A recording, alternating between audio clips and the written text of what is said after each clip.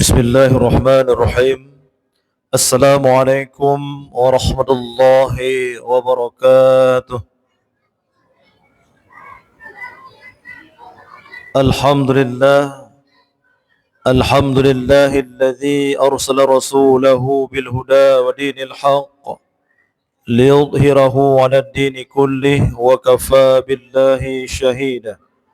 أشهد أن لا إله إلا الله وحده لا شريك له، وأشهد أن محمدا عبده ورسوله لا نبي بعده. اللهم صل وسلم وزد وبارك على سيدنا محمد وعلى آله وصحبه أجمعين. أما بعد، فقال الله تعالى في القرآن العظيم: أعوذ بالله من الشيطان الرجيم. بسم الله الرحمن الرحيم. ومن الليل فتهجد به نافلة لك عسى أن يبعثك ربك مقاما محمودا. Sadaqallahul Azim. Hadirin sidang jamaah salat Isya dan Tarawih yang Allah muliakan, bersyukur kita kepada Allah yang telah mempertemukan kita dengan bulan suci Ramadan, bulan penuh dengan keberkahan dan ampunan Allah.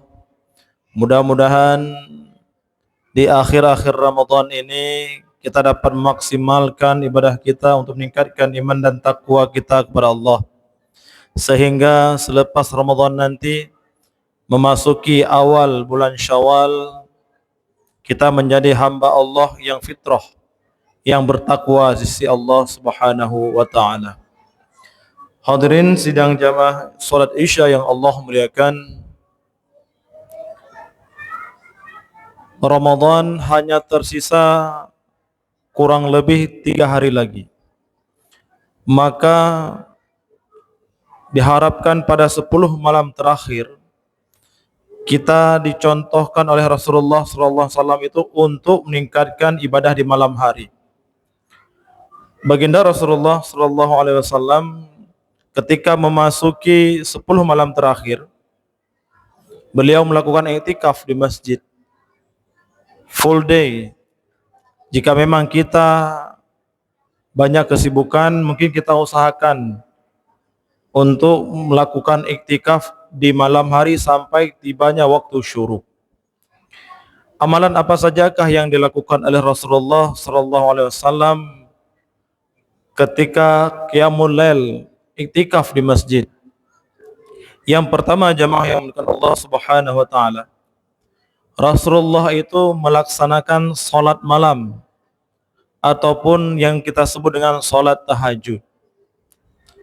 Perintah salat malam ini mulanya Allah Subhanahu wa taala mewajibkan kepada Rasulullah setelah baginda Rasulullah menerima wahyu yang pertama sekali. Ketika Rasulullah pulang dari Gua Hira dalam keadaan khawatir dan dipenuhi dengan rasa takut, Rasulullah meminta kepada Siti Khadijah agar diselimuti. Zammiluni, zammiluni. Rasulullah berkata, selimutilah aku. Dalam keadaan berselimut, Rasulullah pun kaget ketika Allah Subhanahu wa taala menurunkan wahyu berikutnya, memanggil Rasulullah dengan sebutan yang lebih spesifik. Di dalam surah Al-Muzammil, Allah Subhanahu wa taala berfirman, Ya ayyuhal muzammil, wahai orang yang berselimut, qumil laila illa qalila, bangunlah di tengah malam walaupun hanya sedikit, walaupun hanya sebentar.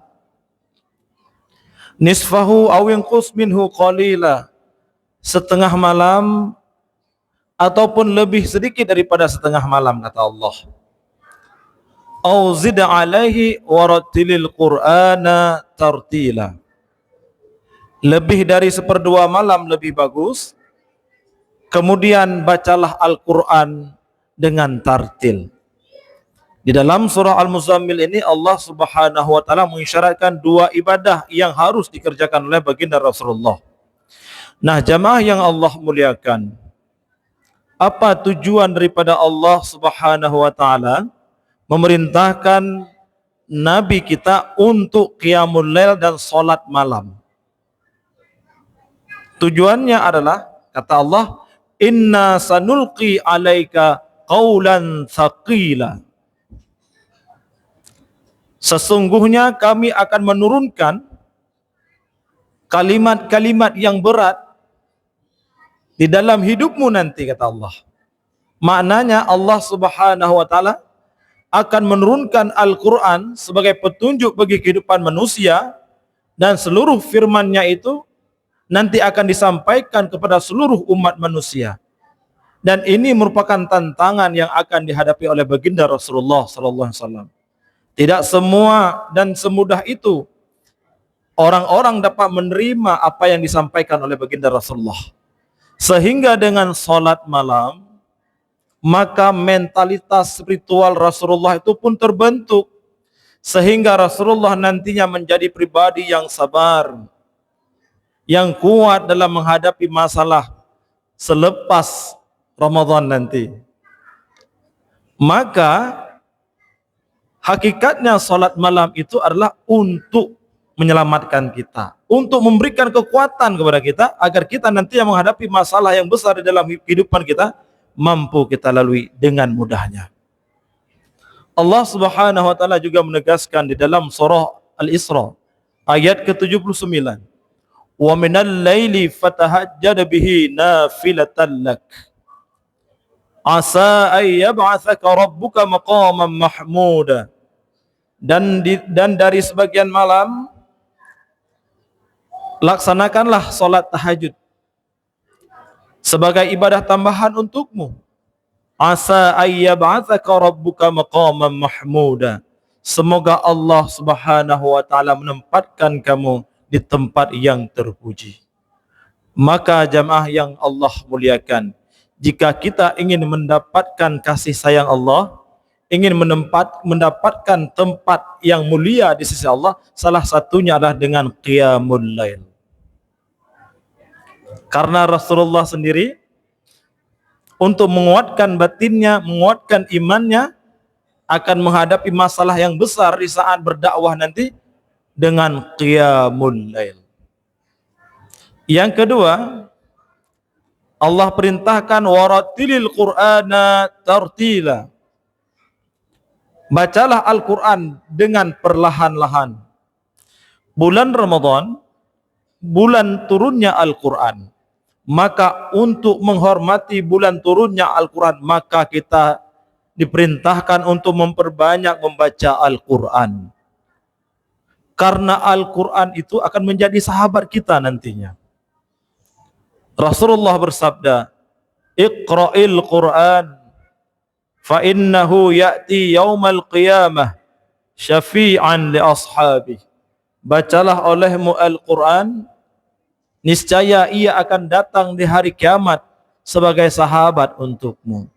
Maka jamaah yang Allah muliakan, Al-Quran ini menjadi petunjuk bagi kita, menjadi obat, menjadi rahmat bagi orang-orang yang beriman di dunia maupun di akhirat nanti. Sekali saja kita mencintai Al-Quran semasa hidup kita, maka berkali-kali Al-Quran akan menjaga kita. Mulai dari alam kubur sampai dipilihkan surga, insyaallah Al-Quran pun akan mengambil andil untuk memilihkan surga untuk orang-orang yang senantiasa membaca Al-Quran. Terlebih kita membaca Al-Quran, mengkhatam Al-Quran di bulan turunnya Al-Quran. Allah Subhanahu wa taala berfirman, Syahrul Ramadan alladzi unzila fihi al-Quran hudan lin-nasi wa bayyinatin minal huda wal furqan. Bulan Ramadan, bulan turunnya Al-Quran yang menjadi petunjuk bagi manusia dan pembeda, wa bayyinatin minal huda wal furqan. Jamaah yang Allah muliakan, maka selepas salat tahajud nanti perbanyaklah kita membaca Al-Quran. Mudah-mudahan kita bisa mengkhatam Al-Quran di dalam bulan suci Ramadan ini. Jamaah yang Allah muliakan, ibadah yang terakhir yang dianjurkan di 10 malam terakhir, memperbanyak bersedekah, memperbanyak infak, tujuannya adalah untuk membentuk kepribadian kita yang peduli kepada orang-orang yang hidupnya di bawah garis kemiskinan. Allah Subhanahu wa taala memerintahkan kita untuk salat. Waqimus salata wa atuz zakah. Kemudian Allah perintahkan kita untuk membayar zakat. Maknanya adalah setelah kita membina hubungan kita dengan Allah, maka kita sempurnakan dengan membina hubungan dengan sesama makhluk Allah. Salah satunya adalah dengan infak, sedekah dan zakat. Berinfak dapat menumbuhkan rasa empati kita, rasa peduli kita kepada sesama orang-orang yang beriman, yang mereka hidupnya di bawah garis kemiskinan dan sehari-hari mereka sering merasakan lapar. Maka dengan memperbanyak berinfak dan bersedekah, harapannya adalah Allah Subhanahu wa taala menegaskan di dalam Al-Qur'an, "Khudh min amwalihim shadaqatan tutahhirhum wa tuzakkihim biha wa shalli 'alaihim inna salataka sakanul lahum." Tujuannya adalah yang pertama untuk membersihkan harta kita dari yang halal dan haram, sehingga ketika kita memberikan nafkah kepada diri kita dan keluarga kita, maka keluarga kita pun semakin meningkat iman dan takwanya. Karena harta yang kita miliki telah kita bersihkan dengan cara berinfak. Yang kedua, wa tuzakkihim biha. Dengan kita berinfak, bersedekah ataupun zakat, dapat mensucikan jiwa kita, terbebas diri kita dari sifat bakhil, kikir ataupun pelit. Karena sifat ini dapat menjauhkan kita dengan saudara-saudara kita. Jamaah yang Allah muliakan, yang lebih istimewa lagi, orang yang senantiasa berinfak, kata Allah, wa shalli 'alaihim inna salataka sakanul lahum. Doakanlah mereka. Allah perintahkan kepada Nabi untuk mendoakan orang-orang yang senantiasa berinfak. Inna salataka sakanul lahum. Karena sesungguhnya doamu itu dapat memberikan ketentraman bagi mereka. Wajar ketika kita melihat orang-orang yang dermawan, yang rajin berinfak, bersedekah ataupun berzakat, banyak disenangi oleh orang-orang sekitar. Ini adalah aura yang Allah berikan terhadap orang-orang yang senantiasa berinfak. Nah, jamaah yang Allah muliakan, mari kita manfaatkan momentum akhir-akhir Ramadan ini untuk meningkatkan kualitas amal ibadah kita. Mulai dari qiyamul lail, salat malam, memperbanyak membaca Al-Quran, bersedekah, infak dan zakat. Semoga amal yang kita kerjakan selama di dalam bulan Ramadan ini diangkat oleh Allah Subhanahu wa taala, dikonfirm oleh Allah sehingga menjadi amal yang kekal bagi kita di akhirat nanti. Amin amin ya rabbal alamin. Wabillahi taufiq wal hidayah. Wassalamualaikum warahmatullahi wabarakatuh.